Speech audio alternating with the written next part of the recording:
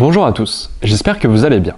Aujourd'hui, on se retrouve pour parler autoconsommation et surplus de production. Pour rappel, l'autoconsommation solaire réside dans le fait de consommer un maximum l'énergie produite localement. La vidéo du jour repose sur une problématique bien précise. Comment faire des économies grâce à la bonne gestion de son surplus photovoltaïque. Que vous soyez déjà producteur d'énergie ou que vous envisagiez de le devenir, n'hésitez pas à regarder cette vidéo qui répondra à toutes vos questions. Regardez la vidéo jusqu'à la fin, on vous a préparé une surprise.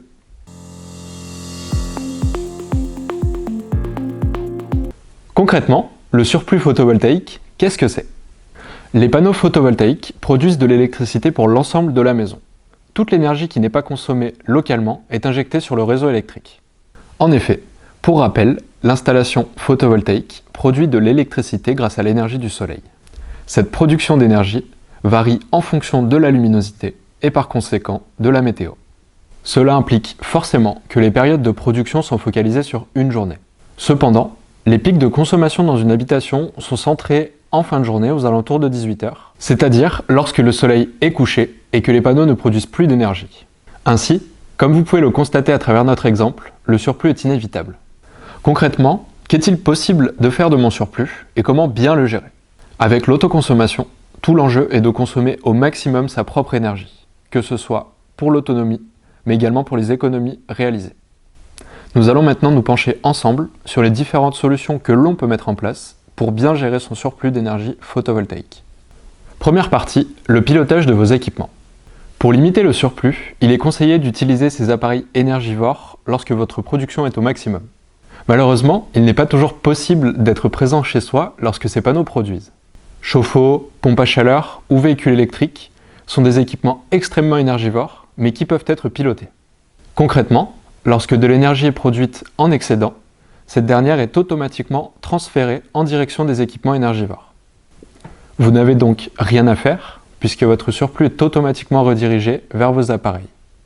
La consommation électrique des appareils énergivores n'est pas négligeable. Un chauffe-eau, par exemple, va vous coûter environ 600 € par an. Une pompe de filtration de piscine peut représenter jusqu'à 300 € par an. En pilotant vos équipements consommateurs grâce à votre surplus d'électricité photovoltaïque, vous pourrez ainsi réduire de manière importante vos factures d'électricité. Si vous regardez toujours cette vidéo, c'est que le sujet vous intéresse. Dans ce cas, n'hésitez pas à commenter et à vous abonner à la chaîne de Mon Avis. Deuxième solution, revendre le surplus à un fournisseur. Vous avez la possibilité de vendre le surplus à un organisme dit obligation d'achat. C'est ce que l'on appelle l'autoconsommation avec vente de surplus.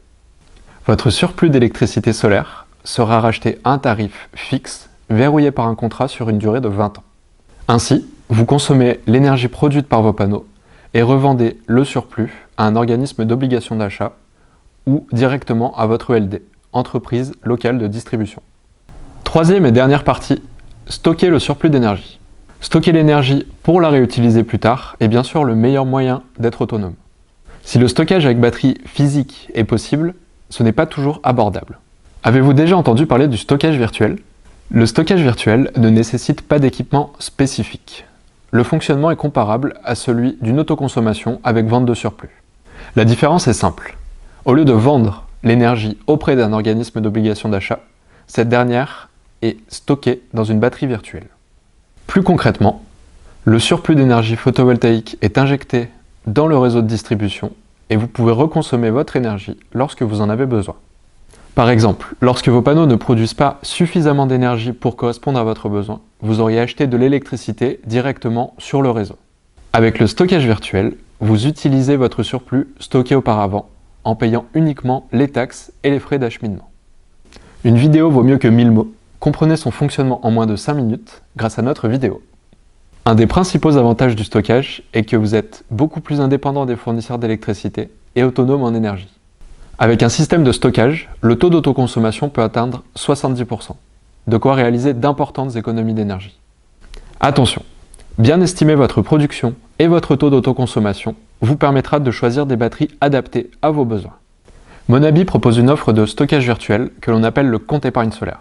Si cela vous intéresse, n'hésitez pas à aller consulter le lien en description de la vidéo. Voici la surprise. On vous a concocté quelques astuces pour réduire au maximum votre surplus d'énergie. Premièrement, Bien dimensionner votre installation en fonction de vos besoins.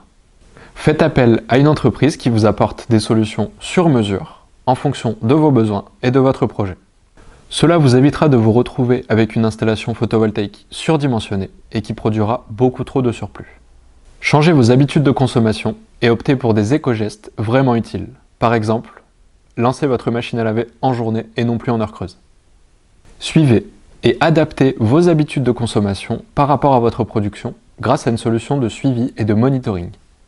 Si le sujet du stockage physique et virtuel vous intéresse, n'hésitez pas à nous le faire savoir en commentaire, nous pourrons approfondir ce sujet. Maintenant que la gestion de votre surplus n'a plus de secret pour vous, n'hésitez pas à vous abonner à la page Monabi et laissez-nous un commentaire si vous souhaitez avoir plus d'informations.